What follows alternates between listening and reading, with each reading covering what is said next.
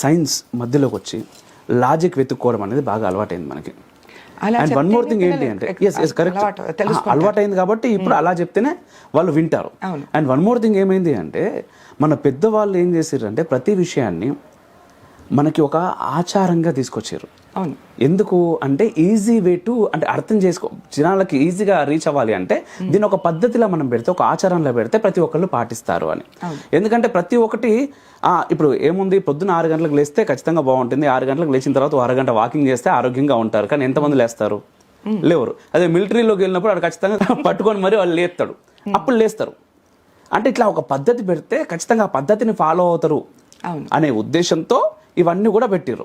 కానీ ఏమైంది అంటే వీటన్నిటికంటే కూడా మనకు బయటోడు ఎక్కడి నుంచో చేదో చెప్పింది ఎక్కువైపోయింది ఈ రోజులలో కాదు గత కొన్ని వందల సంవత్సరాల నుంచి. ఎందుకంటే మన పైన జరిగినటువంటి దాడులు అట్లాంటివి, మనల్ని పరిపాలించినటువంటి బయట దేశపు రాజులు అట్లాంటి జనాలు. కాబట్టి ఎంతసేపు మన సంస్కృతిని మనకు దూరం చేయగలిగితే చాలు, వీళ్ళని మనం బానిసలుగా ఉంచుకోవచ్చు. ఎప్పుడైతే మనం బానిసలం అవుతామో వాడు ఎదుగుతాడు.